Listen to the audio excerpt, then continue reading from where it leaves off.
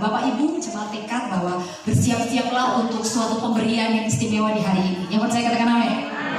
Saudara tidak akan pulang dengan tangan kosong. Amin. Saudara akan pulang dengan berkas-berkas yang di-packing khusus oleh malaikat, diberikan kepada saudara, dan saudara pulang, saudara buka, saudara akan terkagum-kagum, ya. Percayalah, ini minggu yang luar biasa. Kita masih ada di hari-hari kebangkitan Tuhan Yesus, ya. Di mana di hari-hari ini dirayakan sebagai hari di mana Tuhan menampakkan dirinya, ya, selama 40 hari. Sebelum nanti bulan depan kita akan merayakan kenaikannya. Kemudian 10 hari kita akan merayakan Pentakosta. Saudara, ini benar-benar pesta surgawi yang habis-habisan. Saudara nangkap di dalam roh saudara enggak? Itu sebabnya tadi saya rasanya nggak mau kesini untuk berkhotbah, saya mau menyanyi saja. Saya rasanya mau worship saja, saya mau teriak. Kalau saya nggak pakai sepatu 7 cm ini, saya udah lompat kemana-mana. Saya rasanya ini merayakan Tuhan yang layak untuk dirayakan. Saya berharap pagi hari ini roh saudara itu bukan hanya jantung saudara. Saya nggak butuh jantung saudara dan dikduk. Kalau dan dikduk orang jatuh cinta. Tapi kita perlu roh kita dan dikduk sama Tuhan. Coba pegang dada kirinya. Jantungmu yang dak dikduk apa rohmu yang dak dikduk? Kalau jantungmu saudara perlu nge-gym. Kalau pernapasan saudara sudah ngos-ngosan. Saya saja lompat 2-3 lompatan, saya udah rasa untuk pakai masker jadi kadang-kadang bosan. Sebenarnya Tuhan ini udah faktor umur nih. Gitu ya, mesti belajar tuh main tangga nih supaya pernapasannya lebih oke. Ya. Dan Tuhan itu luar biasa. Ya, Tuhan Yesus luar biasa pagi hari ini. Nah, saya masih ingin sharing bukan seputar khotbah yang kemarin, tapi dalam edisi kebangkitan. Ya, mari kita buka bersama Filipi pasalnya yang ketiga, ayat 7 sampai dengan ayatnya yang ke-11. Filipi pasal 3. Gereja ini gak bisa worship, habis kita worship ada sekolah minggu worship. Luar biasa. Malaikat di sini habis nari, keluar nari dia. Puji Tuhan. Filipi 3 ayat 11 ayat 7, Filipi 3 ayat 7 sampai dengan ayat yang ke-11. Jemaat Tuhan semua sudah dapat? Sudah ya? Nah, sama-sama kita baca saya ayat 7, Bapak Ibu ayat 8, begitu sampai di ayat yang ke-11. Tetapi apa yang dahulu merupakan keuntungan bagiku, sekarang kuanggap rugi karena Kristus.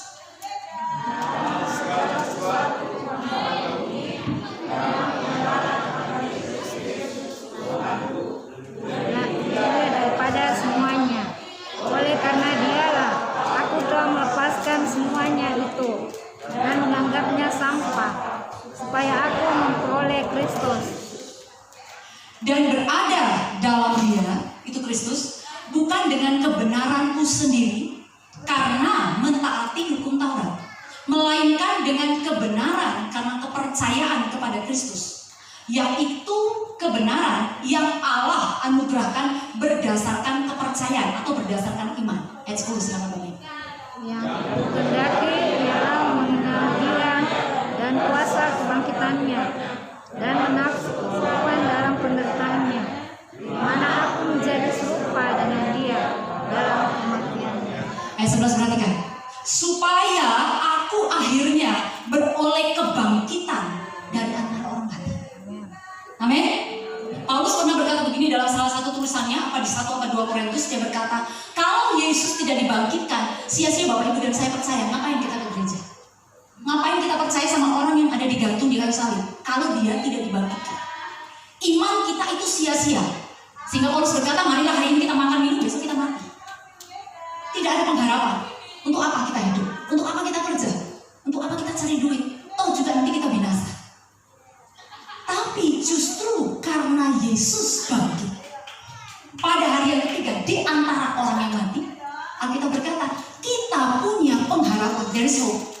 Nah, pengharapan orang Kristen dan pengharapan orang dunia itu beda jauh, tidak bisa dibanding. Pengharapan orang dunia itu tidak pasti.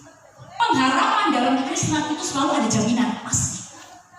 Ayo sama-sama bilang, pengharapan dalam Kristus itu pasti. Itu pasti. Digaransi oleh kebangkitan Yesus. Pengharapan dunia itu tidak pasti. Jangan berharap pada dunia.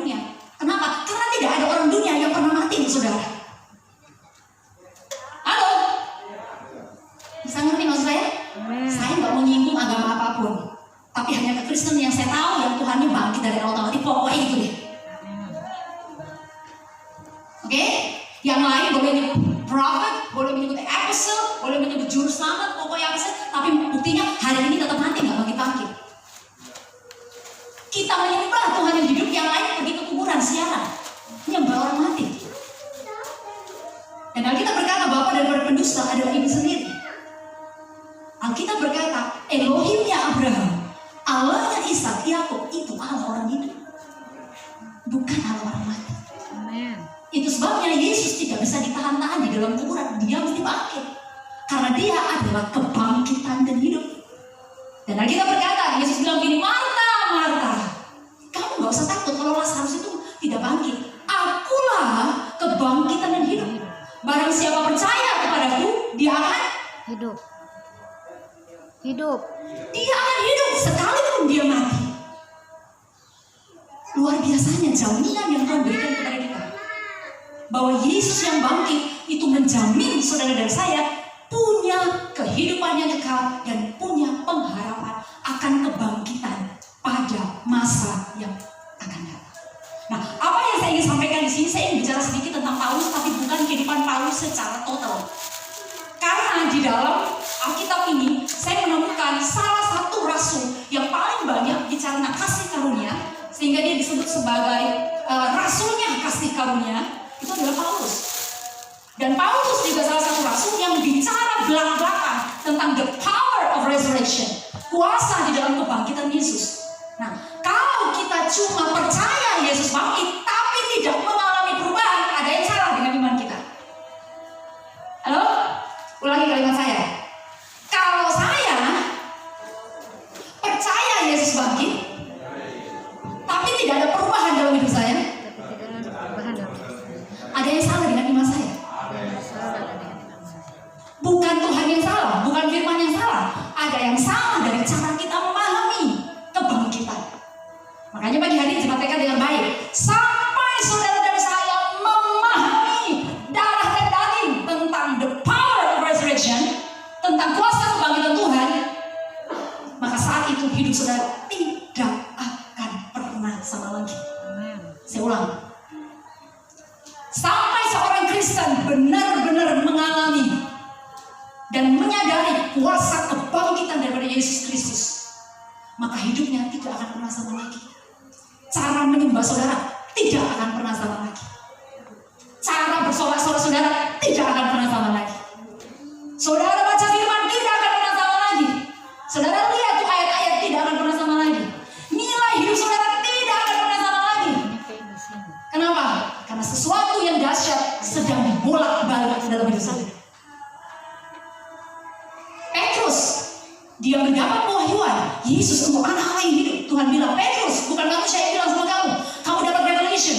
Itu Bapa yang kasih tahu sama kamu. Tapi dia tidak pernah mengalami kebangkitan Yesus. Yesus belum mati. Pengakuannya diwahyukan, tapi dia belum mengalami Yesus yang sesungguhnya. Itu sebabnya dia mudah menyangkal Yesus. Bisa paham? Itu sebabnya dia mudah tinggalin Tuhan. Tapi Alkitab berkata, kasih karunia Tuhan tidak pernah gagal. Petrus yang dulu tidak pernah sama lagi. Ketika Yesus bangkit, dia namanya tetap Petrus, tetap Kefas, tapi dia sudah berubah. Di depan 3.000 orang, dia ngomong 1, 2, 3 kata, 3.000 orang terima Yesus. Kita, satu keluarga kita di depan kita dapat khotbah pagi, siang, sampai malam, tidak berubah.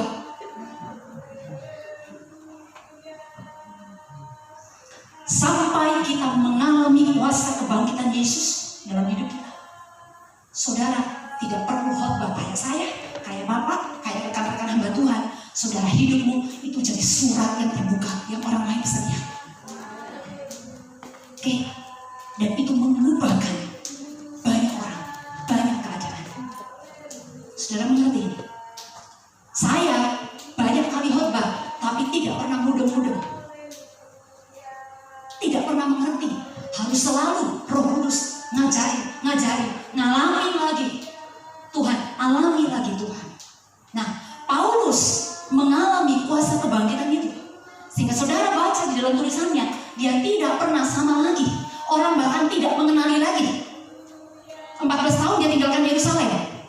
Waktu dia kembali lagi, orang bahkan tidak mengenali dia. Apakah dia operasi wajah? Apakah dia operasi hidung? Filler dagu? Pakai silikon? No. Kenapa orang-orang tidak mengenali lagi bahwa dulu ini yang suka bunuh orang Kristen, ini yang jahatin jemaat, ini yang kejar-kejar kita nih. Waktu dia kembali, orang gak kenal dia, karena dia sudah menjadi Paulus yang baru. Kulitnya tidak berubah, rambutnya tidak berubah, tetapi manusia di dalamnya berubah. Dan orang bahkan tidak mengenali dia. Kenapa? Sesuatu yang revolusioner sedang terjadi di dalam diri seorang Paulus. Hari ini saya sampaikan pesan ini. Saya mau keluar dari tempat ini tidak lagi dikenali sebagai Jenny yang lama, tapi Jenny yang baru. Berapa banyak yang mau seperti itu? Saudara, saya nggak tahu ya apa di gereja-gereja lain, online dan offline hari ini mengembangkan apa. Tapi saya mau bilang sama saudara, saudara harus bersyukur di gereja kita ini. Kita nggak dikenal dunia, tapi saudara terima kewahyuan pagi hari ini. Yang saudara terima ini adalah sesuatu yang mahal. Kita sedang dibawa Tuhan di hari-hari di mana Tuhan memakai setiap orang. Saya waktu lihat Daniel berdiri di sini, saya rasanya mau nangis. Makanya saya bilang, mohon. Ini bukan Daniel yang di gua singa ya. Saya tahu Daniel. Dulu masih umur berapa dia masih begini. Sekarang kita tua dia tidak berubah kayaknya.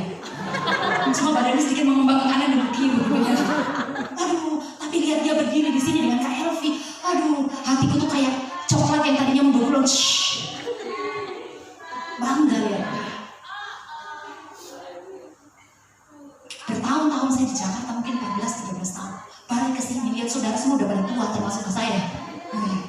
Tapi saya melihat ada orang-orang yang his life never same again. Hidupnya tidak pernah sama lagi. Saya tuh gini-gini loh Bapak Ibu. Kalau lihat orang saya lihatin, dia nggak pernah sama lagi Tuhan. Sesuatu sedang terjadi. Saya tinggalin di Makassar, dia sekarang berubah. Saya kalau lihat orang dari dulu tukang gosip, 14 tahun kemudian saya balik ke tukang gosip, tidak ada yang buat saya tercengang. Tapi kalau saya balik lagi di kota ini dan saya lihat, wow, dia ada di depan, dia bicara firman Tuhan sepatah 2-3 kata, tapi orang bikin menangis. Wow, dulu saya lihat Pak Yohanes nggak kayak gini, selalu di belakang layar. Selalu di belakang layar. Saya balik sih beberapa tahun yang lalu persekutuan ini saya dalam nama Yesus. Setan yang kau dengar, setan yang kau dengar. Dahsyat ini orang luar biasa. Kasih tepuk tangan. Saya nggak pernah dengar tuh pendeta naik mimbar lalu ngomong gini, setan engkau dengar. Nggak pernah. Jarang banget. Ini ada orang yang berapa tahun lalu saya tinggal di Makassar selalu di belakang layar. Kerjaan musik ini, atur kursi, setting alat, kembali pekerjaannya juga nggak berubah. Tapi saya melihat ada sesuatu yang berubah. Amin. Gak pernah sama lagi. Jadi kalau saudara tanya, kenapa matanya tajam, lihat sana, lihat sini? Iyalah. Dan kita berkata kepada mereka yang tidak punya, tidak menggunakan talenta, apapun diambil. Tapi kalau mereka gunakan talentanya, biar satu, Tuhan akan kasih abrak-abrak. Kalau perlu yang gak pakai talenta, dia ambil talentanya, kasih sama orang yang pakai talenta. Ya. Saudara jangan iri. Ini dia hasilnya. Setan yang kau dengar. Dan waktu Pak Yo bilang setan yang kau dengar, setan dengar. Loh iya. Dia angkat tangan, benar. Saya bukan puji Pak Yo. Enggak, saya gak puji karena saya saksi mata. Saya lihat beliau. Saya tahu sedikit banyak. Bahkan ketika memulai persekutuan ini ya Pak Yo, telepon saya dulu toh sama Ibu. Saya lihat perjalanan kehidupan banyak. Ibu Elvi, Bapak, Ibu Anita, seperti orang tua saya sendiri, saya tahu. Anak-anak beliau, untuk dulu tahu. Saya melihat. Dan waktu saya balik ke sini, saya sering kali share lihat, wow dahsyat. Sesuatu terjadi dalam hidup orang ini setelah saya bertahun-tahun pergi. Sesuatu sedang bekerja dalam diri mereka. Apapun itu namanya, karena kuasa kebangkitan Yesus bekerja dalam diri saudara. Hari ini, tanya pada diri saudara, 5 tahun yang lalu, apakah saudara tetap sama di 2021 ini? Kalau saudara tetap aja sama begitu flat, datar, standar jadi orang Kristen, tidak ada sesuatu yang menggelora di dalam diri kita, tidak ada sesuatu yang membakar roh kita untuk lebih dekat Tuhan, lebih cinta Tuhan. Something wrong, sesuatu salah dengan iman kita. Kita harus mengerti kuasa kebangkitan Kristus. Karena ada kuasa kebangkitan Kristus, ada Roh Kudus, Roh yang membangkitkan Yesus. Roh itu yang mengubah saudara tidak pernah sama lagi. Nah, Petrus, waktu dia ketemu Yesus, waktu Yesus menjumpai dia berubah. Apa yang berubah? Secara fisik jasmani tidak berubah, Pak, Ibu. Tetapi manusia batinia dia diubah. Sehingga apa yang dulu menjadi keuntungan buat dia, apa yang dulu menjadi kebanggaan dia, apa yang dulu menjadi sesuatu yang dia bisa jual dan menghasilkan keuntungan buat dia berkata, di dalam Kristus hari ini itu rugi besar. Bagaimana bisa? Seorang yang hebat, Paulus itu kalau boleh diukur seorang Farisi yang 100% itu benar-benar luar biasa. Dia bahkan berkata, dalam hal mentaati hukum Taurat aku sempurna, tidak bercacat salah.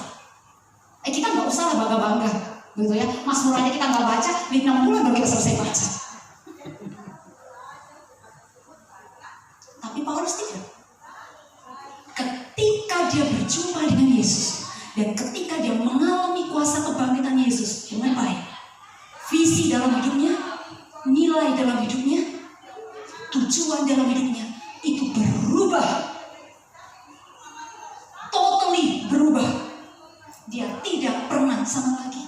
Sehingga dia berkata, apa yang dulu menjadi keuntungan bagiku, gain, apa yang dulu menjadi sesuatu di mana aku selalu bergantung pada hal itu, ketika aku ada dalam Kristus dan mengalami kebangkitannya, mengalami kuasa kematian dan penderitaannya, harus bilang, sekarang itu ku anggap rugi. Bahkan bukan hanya rugi, dia berkata, aku menganggapnya apa? Baca nggak emang? Sampah. Yang tadinya keuntungan sekarang jadi rugi. Bukan hanya rugi, tapi Paulus berkata, dan semua itu aku anggap sampah. Coba perhatikan di ayat yang ke-7. Tetapi apa yang dahulu merupakan keuntungan bagiku, sekarang ku anggap rugi karena Kristus. Ini bukan pertukaran, ya. Dia tidak sedang menukar dunia dengan Kristus, tidak. Tapi dia benar-benar tinggalkan semua. Sesuatu diubah dalam diri dia. Malahan itu apa? Segala sesuatu ku anggap rugi. Catat itu baik-baik. Segala sesuatu ku anggap rugi karena pengenalan akan Kristus Yesus Tuhanku lebih mulia. Wow. Lebih mulia daripada semuanya itu. Oleh karena dialah aku telah melepaskan semuanya itu, apa yang tadinya menjadi keuntungan buat dia, dan menganggapnya sama-sama, kita katakan sampah, supaya aku memperoleh Kristus. Saudara kekasih dalam Tuhan, saya mau berhenti di sini. Apa yang menjadi keuntungan bagi Paulus waktu dia ada dalam Kristus sama dengan Korintus. Ayo sama-sama bilang sama saya. Apa yang saya pikir menjadi keuntungan dalam hidup saya di dunia ini, menjadi keuntungan bagi saya di dunia ini, di dalam Kristus adalah sampah. Di dalam dunia ini, dalam Kristus ini. Oke, saya masuk lebih dalam. Apa saja yang dimaksud oleh Paulus bahwa yang tadinya ini menjadi keuntungan bagiku, sekarang itu ternyata rugi dan adalah sampah di dalam Tuhan. Saudara, kalau sampah saudara mau simpan di rumah atau saudara buang? Buang. Dibuang. Jangankan sampah di luar, kita aja sakit perut, kita langsung ke toilet. Kita perlu buang sampah yang ada dalam perut kita ya. Betul? Kita bisa jadi sakit. Nah, saudara bayangkan kalau orang Kristen hidup dengan banyak sampah-sampah di dalam hidupnya, itu yang akan membuat kerohanian saudara tidak akan pernah bisa berjalan dengan baik. Nah, sampah apa saja yang saya ingin sampaikan? Ada dua di sini sebenarnya. Yang pertama, sampah sesuatu yang tadinya menguntungkan buat Paulus, tapi kemudian dianggap rugi dan dia anggap itu sampah buat dia di dalam Kristus. Yang pertama, saya pakai istilah apa yang namanya kebenaran diri sendiri. Self-righteous. Bilang, kebenaran diri sendiri. Kebenaran diri sendiri. Apa itu kebenaran diri sendiri? Coba perhatikan di ayatnya yang kedua. Filipi 3. Hati-hatilah terhadap anjing-anjing. Hati-hatilah terhadap anjing-anjing. Hati-hatilah terhadap pekerja-pekerja yang jahat. Hati-hatilah terhadap penyunat-penyunat yang palsu. Nah ini kasar nih. Kasar nggak Bapak Ibu? Kasar. Kasar. Kasar dan keras. Ini Paulus ngomong nih. Hati-hati terhadap anjing-anjing. Memangnya di sana banyak kebun binatang nggak? Bukan, ini bukan anjing dalam arti anjing yang lari ke sana kemari, peliharaan, bukan. Dia bicara tentang oknum. Paulus bilang itu dog, anjing. Hati-hatilah terhadap pekerja-pekerjaan jahat. Ini Paulus konteksnya tidak ngomong di luar orang di luar gereja, dia ngomong orang dalam gereja. Hati-hatilah terhadap penyunat-penyunat yang palsu. Ini tukang-tukang sunat, tapi bukan tukang sunat yang medis. Saudara ngerti tidak? Kalau Paulus bilang penyunat-penyunat palsu itu apa? Orang yang kesana kemari suka ngomong hukum Taurat. Kamu mesti disunat supaya menggenapi hukum Taurat. Tapi dia sendiri tidak melakukan firman. Alkitab berkata sunat yang benar itu bukan sunat jasmani, tapi sunat dalam hati. Hati kita yang perlu disunat Bapak Ibu, hati kita yang perlu dikerok, hati kita yang perlu dibersihkan dengan firman Tuhan. Sebenarnya lembaga Alkitab Indonesia masih harus pakai kata penyunat. Dalam bahasa aslinya itu adalah kebiri. Kebiri. Jadi Paulus tuh agak kasar menggunakan kalimat ini, tetapi dia bukan tanpa alasan. Nah, sampah pertama yang harus kita buang dalam hidup kita belajar dari Paulus. Saat kita mengalami kebangkitan Tuhan, saat kita memahami kebangkitan Tuhan adalah apa yang namanya self-righteous, kebenaran diri sendiri, merasa paling benar. Nah, anjing-anjing, pekerja-pekerja yang jahat, penyunat-penyunat palsu, itu adalah orang-orang yang masuk di dalam jemaat Tuhan pada zaman itu, ya, yang coba untuk mempengaruhi orang-orang supaya kembali kepada hukum Taurat.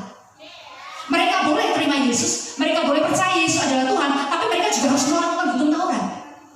Nah, itu yang Paulus tentang, itu yang Paulus konfrontasi. Hukum Taurat tidak pernah dibatalkan oleh Yesus, tapi digenapi. Amin. Tapi kita tidak hidup lagi untuk hukum Taurat. Kita tidak hidup di bawah hukum Taurat. Sekarang kita hidup di bawah kasih karunia. Tapi ada orang-orang yang datang dan selalu mendikte jemaat Tuhan, mengajar jemaat Tuhan, menggunakan hukum Taurat untuk menghakimi orang lain. Makanya saya bilang, orang yang selalu merasa benar adalah orang yang selalu akan menghina orang lain. Nah, sampah ini harus dibuang dalam hidup Bapak Ibu. Oke? Kebenaran diri sendiri. Selalu merasa benar dan menghina orang lain yang menurut saudara tidak lebih benar daripada saudara. Contoh, dia pulang doa, saya lebih banyak doa. Dia puasa sekali sebulan, malah tidak pernah. Alasannya satu kali lagi, banyaknya alasannya. Saya 10 hari saya puasa. Self-righteous, kebenaran diri. Lukas 18 ayat 9-11. Nah, ini ada parable, ada perumpamaan yang sangat menarik. Ini Yesus sendiri yang ngomong.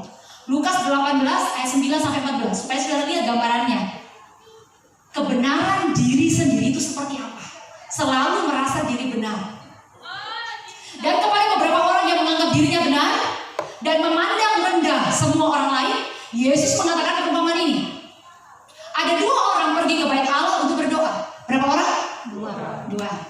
Yang seorang adalah Farisi dan yang lain pemucukan. Orang Farisi itu berdiri dan berdoa dalam hatinya begini. Nah, dia berdiri tuh, tapi dia ngomong di hatinya. Pernah lihat kayak gitu? Oh, kalau Pak Yo kan terang-terangan ngomong. Ini nggak ngomong nih dengan jubah panjang-panjang, berewokan mungkin, ngomong dalam hati. Yang ngomong gini, ya Allah, aku mengucap syukur kepadamu karena aku tidak sama seperti semua orang lain. Bukan perampok, bukan orang lain, bukan pecina, hebat banget. Daftarnya dia laporin sama Tuhan tuh. Dan bukan juga seperti nih pengucukan di sampingku. Bisa-bisanya dia berdoa dia bisa mirip yang lain ya. Benar-benar ini dapat self-righteous.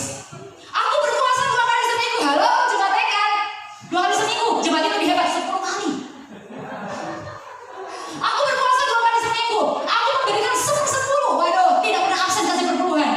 Tulis nama kenceng-kenceng. Ayu. Aku berpuasa 2 kali seminggu. Aku memberikan 1/10 dari segala penghasilanku. Dia lapor sama Tuhan tuh. Oke, itu dia.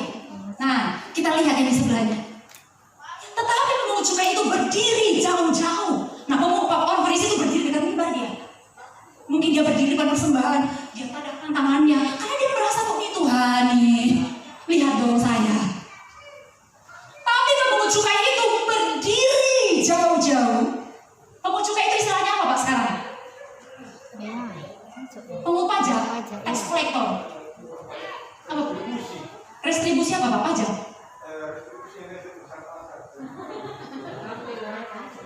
Pajak cocok nih. Penagih uang. Pajak. Ada yang punya jabatan itu di sini? Sama Pak. Saudara-saudara nggak usah malu karena itu diterima Tuhan. Ya, dia berkata begini, bahkan ia pemungut cukai itu tidak berani menengadah ke langit. Dia tahu di langit ada Tuhan, di langit tahtanya Tuhan. Dia berdiri jauh-jauh dari mimbar. Dia bahkan tidak berani lihat ke atas. Melainkan dia memukul diri. Ya, saudara pernah berdoa sambil pukul dadamu? Yang ada di Tuhan dompetku. Tuhan ini dompetnya kosong loh Tuhan. Tidak, pemungut cukai ini dalam hal itu. Dia memukul diri dan dia berkata dengan baik. Ini Yesus yang ngomong. Ya Allah, kasihanilah aku orang berdosa ini. Itu doang. Dia nggak bilang saya kasih perpuluhan, saya puasa, saya doa pagi, doa subuh, doa malam. Dia ngomong, have mercy on me because I'm sinner. Berikan aku belas kasihan karena aku orang berdosa. Hanya itu, satu kalimat itu. Lihat apa yang Yesus bilang. Aku berkata kepada jemaat mereka, termasuk sama kamu Jenny. Orang ini, pemungut cukai itu, pulang ke rumahnya sebagai orang yang dibenarkan Allah. Dan orang lain itu, orang lain Tuhan udah bilang itu namanya. Tuhan gak bilang Farisi, enggak. Tuhan bilang orang lain. Hati-hati jangan sampai Tuhan bilang sama malaikat orang lain itu. Saya mau ketika Tuhan bicara sama malaikat, menyuruh malaikat memberkati saudara ini, berkati hambaku Elvita. Namanya lengkap disebut. Kalau Tuhan gak sebut nama saudara, itu aneh. Bisa mengerti mas saya? Ada lagu berkata begini. He knows my name, He knows my every thought. Bapakku dia mengenal namaku. Bahkan kita berkata waktu dia menciptakan langit dan bumi, dia sebut nama satu-satu tentara langit. Keluar kok bintang, keluar kok matahari, keluar kok. Namanya aja disebut. Masa saudara segambar sumpah namanya dilupakan Tuhan? Bisa paham? Dan orang lain itu tidak apa? Tidak pulang sebagai orang yang dibenarkan Allah. Sebab barang siapa meninggikan diri, ia akan direndahkan kata Tuhan. Dan barang siapa merendahkan diri, ia akan lifted high, ditinggikan. Saudara mau direndahkan Tuhan untuk meninggikan? Kok suaranya di sini sayup-sayup tak terdengar? Alkitab berkata, pemungut cukai itu dia pulang sebagai orang yang dibenarkan Tuhan. Pemungut cukai itu tidak tahu kalau dia sudah dibenarkan Tuhan. Tapi Yesus berkata, orang itu pulang sebagai orang yang dibenarkan Tuhan. Abraham waktu dia percaya kepada Tuhan, Alkitab katakan imannya diperhitungkan sebagai kebenaran. Nah kalau saudara dibenarkan Tuhan, percayalah kemurahan dan berkat mengejar hidup saudara. Amin. Saudara mau pilih jadi orang Farisi atau pemungut cukai? Pemungut cukai. Buang sampah self-righteous. Merasa diri paling benar, lebih rohani, lebih baik dari orang lain, lebih hebat. Saya lebih tahu firman, saya lebih jago khotbah. Ini ayat menempelak saya. Saya orang berdosa. Pagi ini saya mau Bapak Ibu kita renungkan ini. Masih ada enggak kebenaran diri ini dalam hidup kita?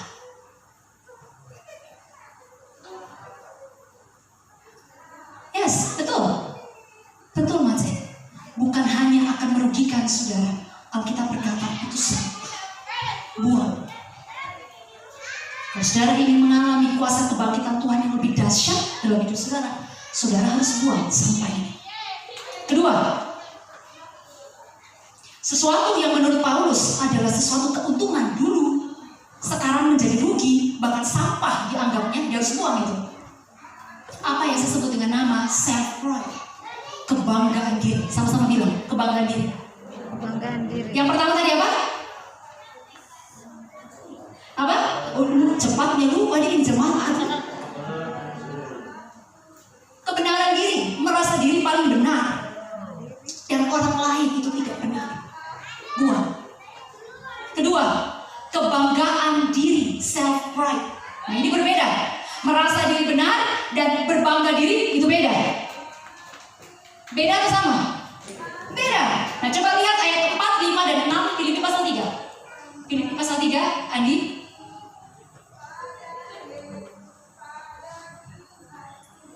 Filipi pasal 3.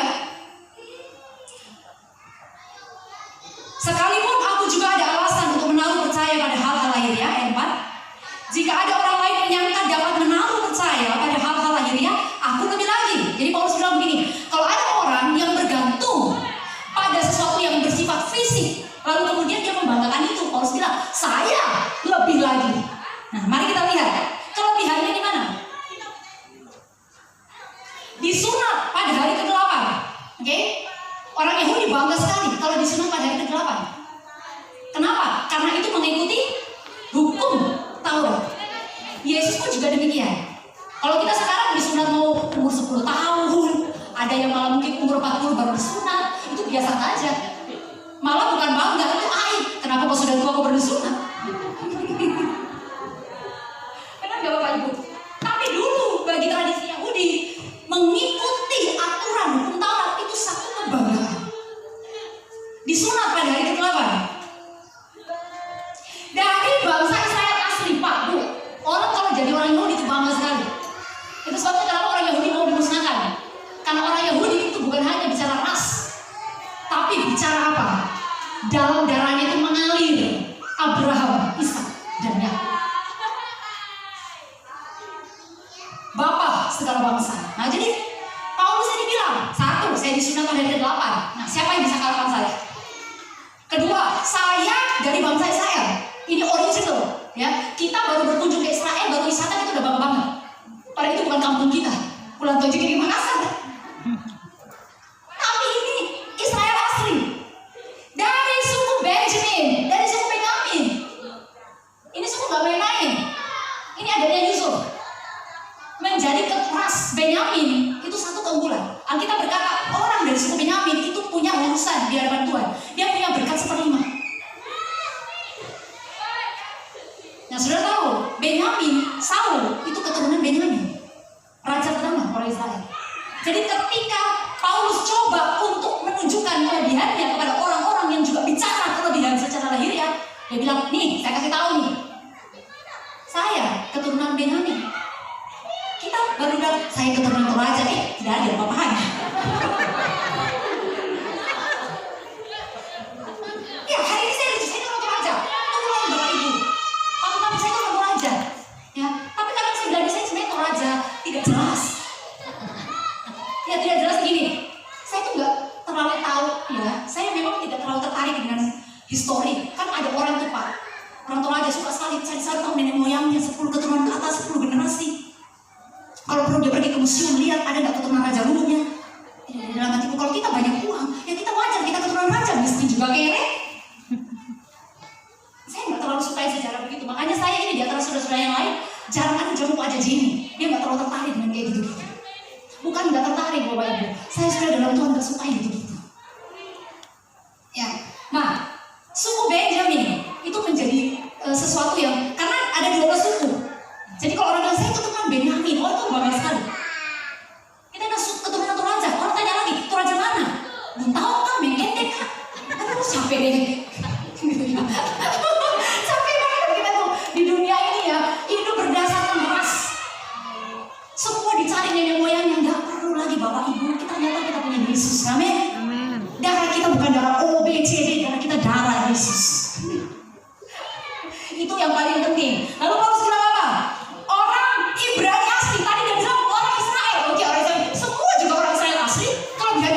Oh, jangan dulu.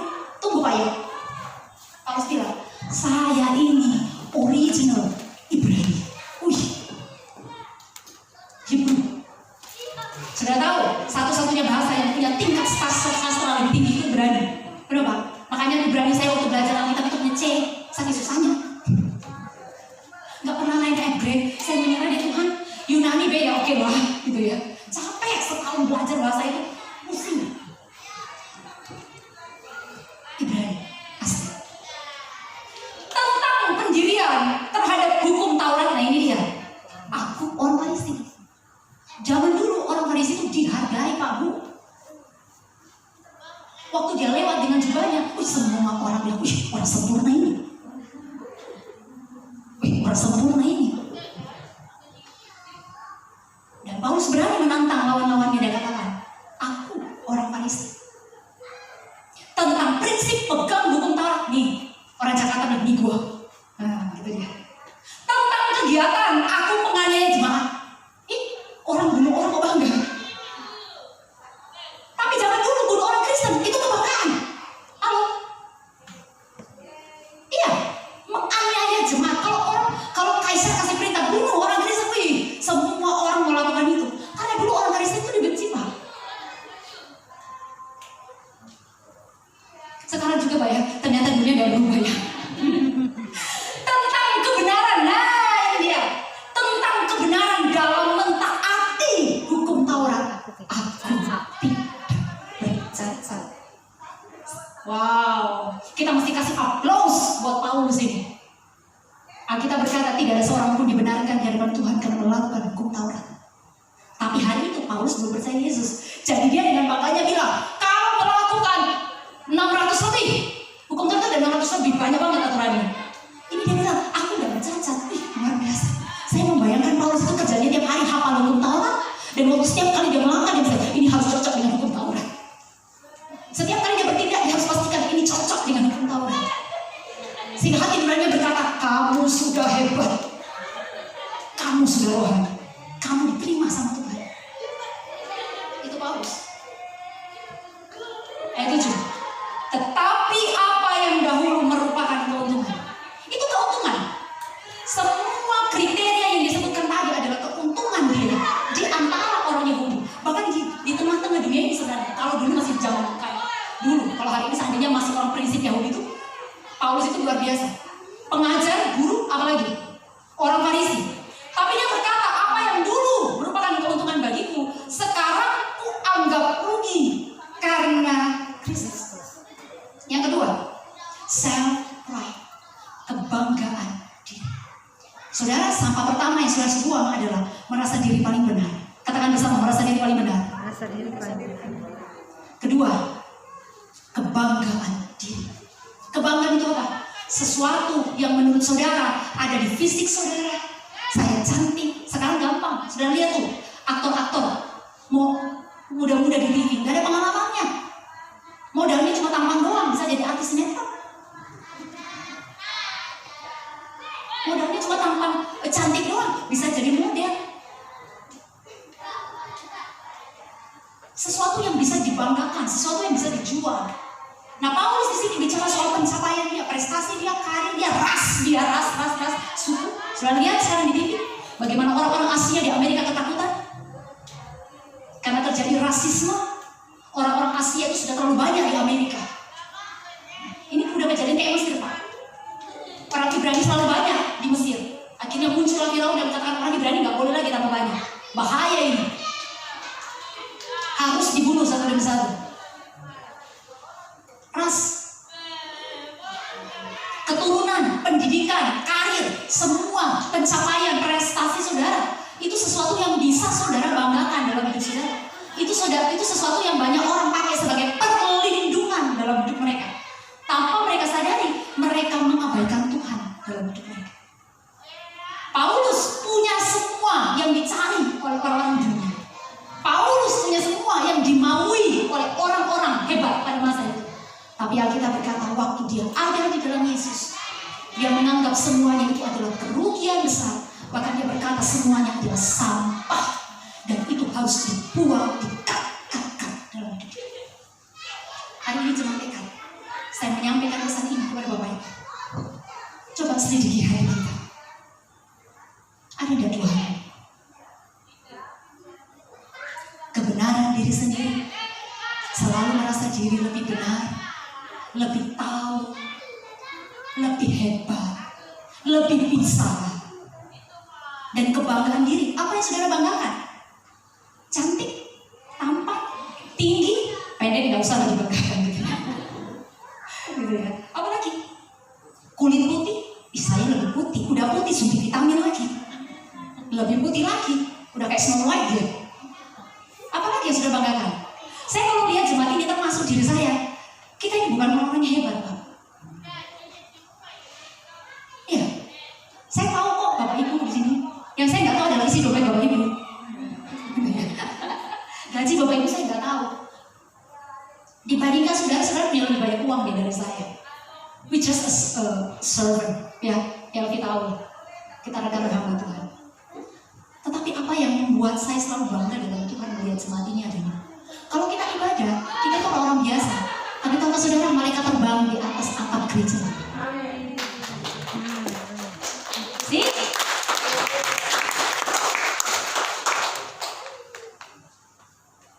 Ini saudara tahu? Nah, itu aja di amin. Saudara harus tahu, tidak ada orang yang hebat di sini. Saya melihatnya kita bukan orang yang hebat secara dunia, tapi bisa saja di dalam diri saudara, saudara merasa saudara hebat. Saudara lebih benar dari orang lain. Kita gak usah berdebat soal kita, Bapak Ibu. Saya nggak pernah mau berdebat banyak hal. Soal karunia penglihatan, soal perpuluhan, baptisan, kita perlu ngajar aja di sini. Tapi saya mempercayai firman Tuhan lebih dari apa yang saya lihat dan alami dalam hidup saya. Ini harus dipegang sebagai yang tertinggi dalam hidup kita. Saya tidak tahu apakah saya punya cukup waktu, ini sudah 10:38, karena saya belum masuk di inti khotbah saya. Nanti saya akan sambung. Selalu indah dalam Tuhan Bapak Ibu. Karena inti daripada khotbah saya adalah the knowledge of God, pengenalan akan Yang Maha Kudus. Tapi saya mesti bicara dari dua hal ini dulu. Bisa paham Bapak Ibu? Karena inti dari khotbah saya adalah ayat 10, yang kukendaki ialah mengenal Dia dan mengalami kuasa kebangkitannya. Kalau saya dari waktu hari ini, to be continue. Oh dahsyat Bapak Ibu, dahsyat. Tapi saya mesti dua hal ini mesti benar-benar dipastikan dalam hidup kita. Self-righteous, kebenaran diri sendiri harus dibunuh. Saya pakai kata lebih kasar. Setiap kali saudara merasa dirimu lebih benar, kutuk itu. Kita mesti mengutuk kebenaran diri kita sendiri. Merendahkan diri kita di hadapan Tuhan. Setiap kali kita melihat orang lain dan kita merasa lebih hebat, lebih benar, lebih jago, lebih tahu, lebih bisa, lebih mampu, lebih terampil, katakan pada dirimu, kamu manusia lama sudah disalib bersama dengan Yesus. Kamu tidak boleh lagi hidup seperti itu. Saudara harus mengutuk apa lagi? Kebanggaan diri. Semua yang saudara banggakan dalam diri saudara, semua yang saudara bilang ini prestasi saya, ini yang buat orang lain menghormati saya, ini yang buat orang lain tunduk sama saya, ini yang buat saya dihormati, disanjung orang lain. Prestasi, karir, ras, suku, warna kulit, kecantikan, ketampanan, semua itu nol Bapak Ibu di hadapan Tuhan. Bagi Paulus yang hebat saja, waktu dia ketemu Yesus dia katakan itu sampah. Saya nggak mau hidup dengan sampah. Sehingga dia berkata apa? Malahan segala sesuatu ku anggap rugi, karena pengenalan akan Kristus Yesus Tuhanku lebih mulia daripada semua. Oleh karena Dialah, ayat 8, aku telah melepaskan semuanya itu. Jangan minta Tuhan mengangkat kebenaran diri kita dan kebanggaan diri kita. Kita yang harus melepaskannya. Katakan, saya yang harus melepaskannya. Saya yang harus melepaskannya. Tuhan tidak bisa melepaskan apapun dalam hidup Bapak Ibu kalau saudara tidak menyerahkannya kepada Tuhan. Kesombongan, kebanggaan, pride, kehebatan, semua. Dan menganggapnya sampah supaya aku memperoleh Kristus. Ayat 9. Dan berada dalam Dia bukan dengan kebenaranku sendiri, karena mentaati ya. Bagaimana pandangannya berubah, nilainya berubah, cara dia bicara juga berubah. Melainkan dengan kebenaran karena kepercayaan kepada Kristus, yaitu kebenaran yang Allah anugerahkan berdasarkan kepercayaan atau iman.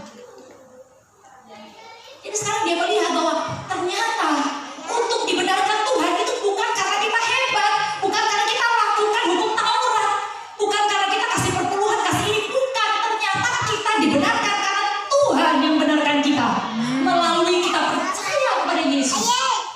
Jadi orang Kristen itu hebat banget Bapak Ibu. Dibenarkan caranya sederhana, percaya saja kepada Yesus. Terima Yesus sebagai Tuhan dan Juru Selamat. Terima karyanya, saudara jadi orang benar.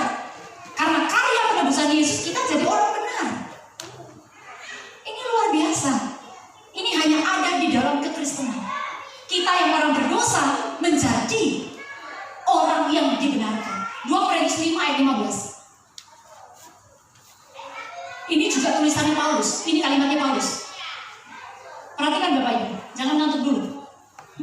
Dan Kristus telah mati untuk siapa? Semua orang. Oke, saya sampai di sini dulu. Kristus telah mati untuk semua orang. Tapi Bapak Ibu dengar baik. Kalau kita menggunakan kata semua, tidak berarti artinya semua. Bisa paham? Kalau kita menggunakan kata semua, itu bukan berarti semua secara literal. Yesus tidak mati untuk semua orang. Saya mau bilang, kalau Yesus mati untuk semua orang dan banyak orang tidak percaya kepada Dia, berarti kematiannya itu sebenarnya tidak benar. Universalisme, enak saja orang tidak percaya Yesus bisa masuk surga. Gak bisa. Nah, lihat, supaya mereka yang hidup. Nah, ayat ini lebih jelas. Ternyata semua orang yang dimaksudkan tadi itu bukan semua orang, tapi mereka. Artinya apa? Yang diselamatkan adalah mereka yang percaya kepada Yesus Kristus. Katakan amin. Amin. Tidak semua orang akan diselamatkan. Yang diselamatkan hanya mereka yang percaya kepada Yesus Kristus. Nah, lihat, supaya mereka yang hidup tidak lagi hidup untuk dirinya sendiri. Jadi salah satu tujuan Yesus mati dan bangkit buat kita adalah supaya kita tidak hidup Pak Bu untuk diri kita sendiri, tapi untuk Dia. Nah, ini tujuan yang lebih tinggi. Kita hidup untuk Dia yang telah mati dan telah dibangkitkan untuk mereka. Paulus di ayat ini mau bilang, kalau kita terima Yesus sebagai Tuhan dan Juru Selamat kita yang hidup, dan kita tinggal di dalam Tuhan dan menyadari kematian dan kebangkitannya, maka hidup kita tidak akan pernah sama lagi. Kita punya tujuan berbeda. Sekarang kita hidup bukan untuk diri kita sendiri, tapi kita hidup untuk Tuhan. Nah, kalau kita tidak hidup untuk diri kita sendiri, maka kita sudah menanggalkan segala sesuatu yang mengikat diri kita. Katakan amin. Ada orang Bapak Ibu, dia tidak lagi hidup untuk dirinya sendiri, tapi dia juga tidak hidup untuk Tuhan. Halo? Betul nggak? Makanya ayat ini jelas. Hidup tidak lagi hidup untuk dirinya sendiri, tetapi untuk Kristus. Karena ada orang Kristen yang tidak hidup, memang tidak hidup untuk dirinya sendiri lagi, tapi dia juga tidak hidup untuk Tuhan. Buktinya apa? Dia hidup untuk cari uang, dia hidup untuk bisnisnya, dia hidup untuk keluarganya. Yesus harus menjadi pusat tujuan kita. Percayakan amin. Dia hidup untuk hobinya, dia hidup untuk kesenangannya. Memang dia tidak lagi hidup untuk dirinya, tapi dia hidup untuk sesuatu yang lain. Mungkin cari uang atau apa. Tapi di sini ketika kita ada dalam Tuhan, kita harus memastikan bahwa kita hidup untuk Yesus yang sudah mati dan bangkit dalam Tuhan. Kebenaran diri sendiri, kebanggaan diri sendiri, buang sampah. Tidak ada gunanya dalam Tuhan. Nah, saya masih ada waktu sedikit, gak apa-apa ya, supaya gak berseri. Apa tujuan yang paling tinggi dari Paulus? Waktu dia sudah menanggalkan semua manusia lamanya dan semua kebanggaannya, sekarang dia balik arah tuh. Dia punya tujuan, dia punya nilai, dia punya visi dalam kehidupannya. Ayat 10. Yang kukehendaki ialah, sama-sama kita baca 1, 2, 3. Yang kukehendaki ialah mengenal Dia dan kuasa kebangkitannya dan persekutuan dalam penderitaannya, di mana aku menjadi serupa dengan Dia dalam kematiannya, supaya aku akhirnya beroleh kebangkitan dari antara orang mati. Sudah lihat? Kalau dari tadi, dari ayat-ayat sebelumnya, dia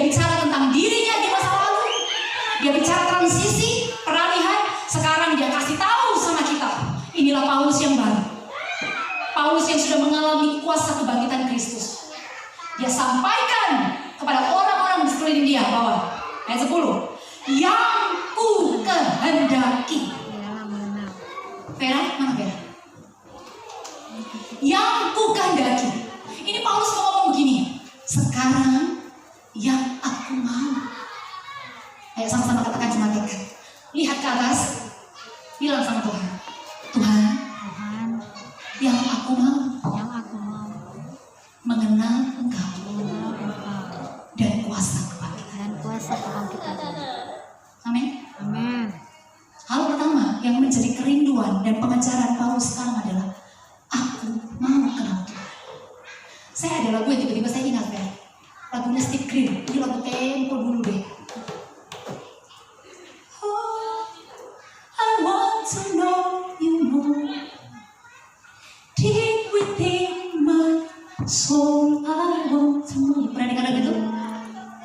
Oh, I want to know you and feel your heart and know your mind.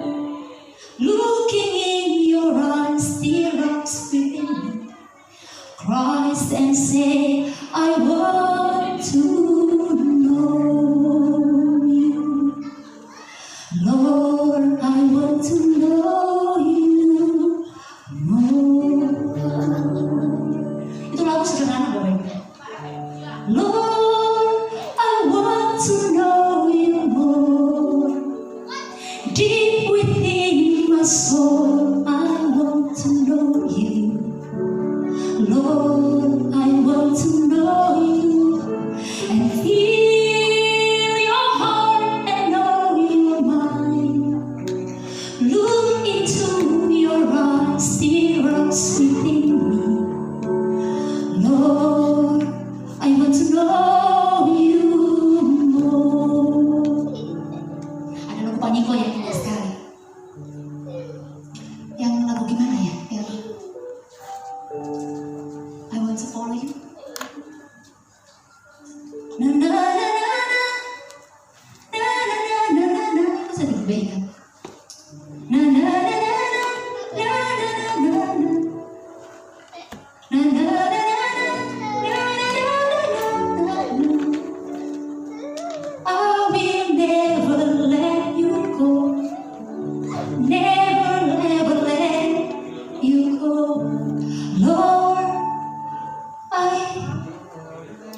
Lord, you more than anything, more than gold, more than anything. Lord, you're everything to me. Sama-sama, I will never let you go. I will never let you go. Never ever let you go. Nah, Bapak Ibu, kenapa saya nyanyi gitu ya? Ini susah digambarkan.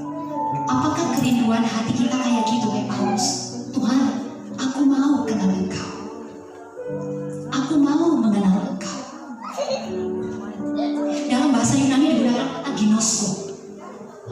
Ginosko artinya begini, bukan hanya kenal Tuhan di otak. Baca Alkitab dengan apa? Oh, kenal Yesus, tidak. Ginosko itu artinya mengalami Yesus. Sama-sama katakan mengalami Yesus. Saudara dan saya perlu mengalami Tuhan Yesus. Biarkan ini menjadi kerinduan Bapak Ibu. Tuhan, aku mau mengenal Engkau. Aku mau mengenal Engkau. Aku ingin sungguh-sungguh mengenal Engkau dalam hidup. Kalau Yesus sudah mati buat Bapak Ibu, Tuhan tidak minta kita mati buat Dia. Tapi Tuhan mau kita mencintai Tuhan, mengenal Tuhan, mengasihi Tuhan dalam hidup ini. Paulus berkata, Tuhan, aku ingin mengenal Engkau lebih lagi. Hosea 6 ayat 6 nanti. Hosea 6 ayat 6. Sudah lihat, orang yang mengenal Tuhan itu mendapat perkenanan Tuhan yang luar biasa. Sebab aku menyukai kasih setia, kata Tuhan. Aku menyukai kasih sayang, kata Tuhan. Aku suka kesetiaan dan bukan korban sembelihan. Saudara jangan berpikir kalau kita bawa persembahan banyak-banyak ke gereja, maka Tuhan jadi senang. Tuhan senang. Tapi ada yang membuat Tuhan lebih bahagia adalah ketika kita belajar mengasihi Dia dan setia sama Dia. Amin.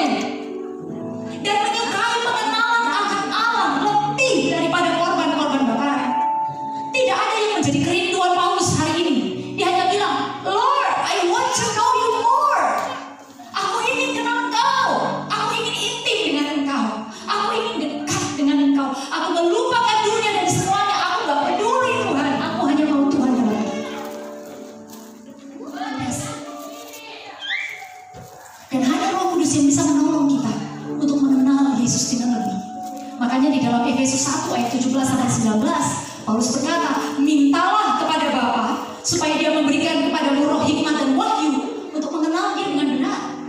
Saudara perlu berdoa minta diwahyukan tentang Yesus, supaya saudara mencintai Tuhan. Kalau kita hanya mengenal Tuhan melalui teori, kita gak akan pernah mencintai Tuhan Bapak Ibu.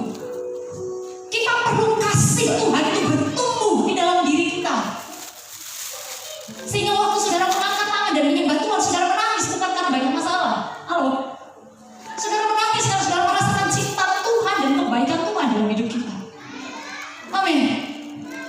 Jangan menangis karena kesusahan, tidak punya uang, atau banyak penyakit, banyak kelemahan. No, itu hal-hal yang gampang untuk Tuhan selesaikan.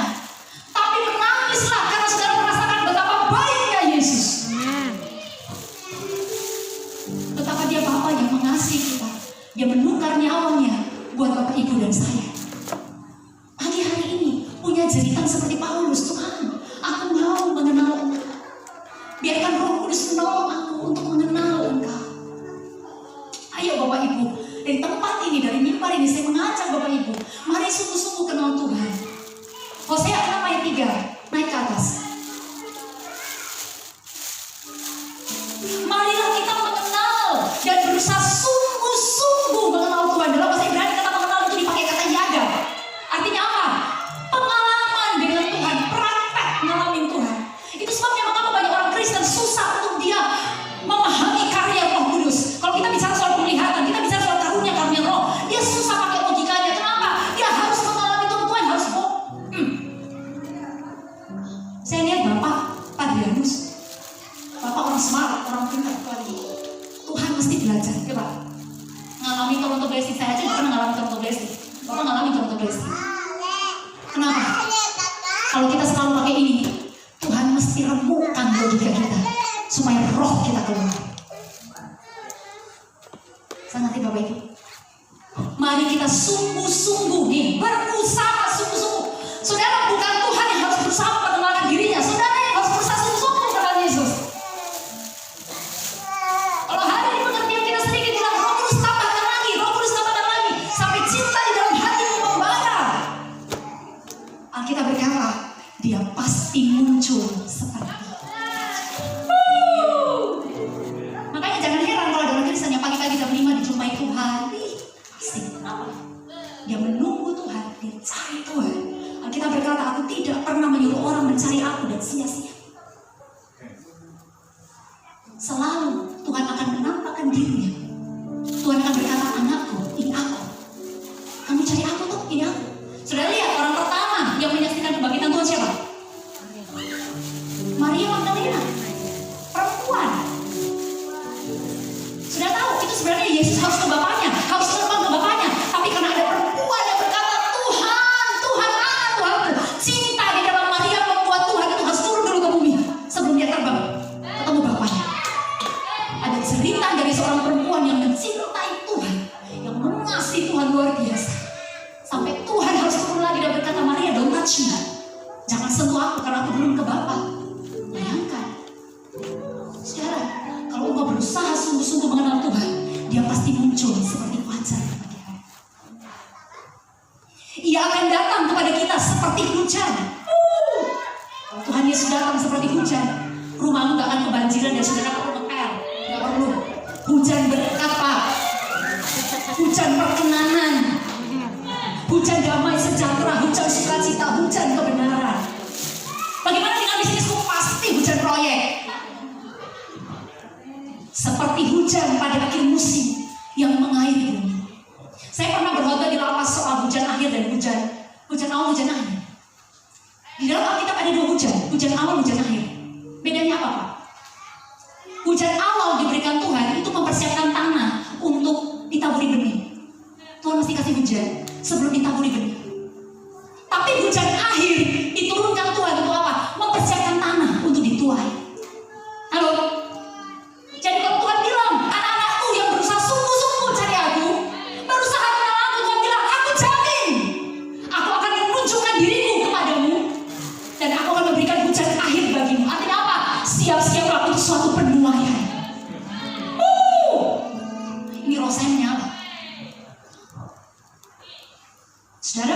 ini saudara terima berkat ini, siap-siaplah hujan air dalam hidup. Ini bukan saya ngomong, Tuhan yang ngomong.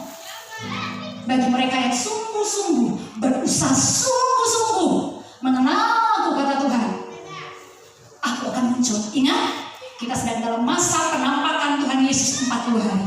Bersiap-siaplah untuk penampakan pagi-pagi, ayo. Siapa di sini yang mau lihat Yesus? Halo, 40 hari sebelum Yesus naik ke surga, ada banyak orang yang Tuhan sengaja temui. Tuhan waktu dengan tubuh kebangkitan itu tembus tembok, Pak, Bu. Tiba-tiba dia muncul dan berkatakan damai sejahtera bagi kamu. Loh, siapa yang tahu 40 hari ini tiba-tiba muncul pagi-pagi di rumahnya Pak Kian dan berkata damai sejahtera bagimu, Pak Kian. Dan harus belajar kenali Tuhan, jangan bilang hantu. Itu Tuhan. Itu sebabnya kita mesti mengenal Tuhan, supaya kita tahu ini yang datang Tuhan atau setan. Orang yang berusaha mengenal Tuhan sungguh-sungguh, Tuhan bilang, aku akan muncul seperti fajar. Aku akan datang seperti hujan.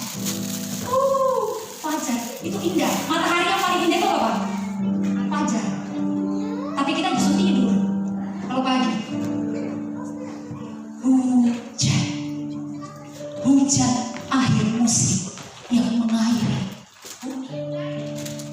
Waktu Tuhan menampakkan dirinya kepada saudara, waktu Tuhan menjawab pergumulan saudara, waktu Tuhan meresponi saudara mencari Dia, Tuhan bilang, aku akan muncul seperti hujan akhir musim. Bapak dengar, Ibu dengar apa yang tadi saya ngomong? Hujan akhir musim itu adalah hujan yang diturunkan Tuhan di tanah supaya tanah itu siap untuk dituai. Artinya apa? Orang-orang yang mencari Tuhan, orang-orang yang mengenal Tuhan tidak perlu kerja keras cari berkat, Pak, Bu. Amin. Halo. Amin. Orang-orang yang berusaha sungguh-sungguh mengenal Tuhan tidak perlu capek-capek kejar berkat. Berkat akan mengejar mereka. Karena hujan akhir musim itu diberikan bagi orang-orang yang sungguh-sungguh berusaha mengenal Tuhan. Amin. Tuhan Yesus memberkati. Mari kita datang kepada Tuhan. Mari kita bangkit berdiri, Bapak Ibu.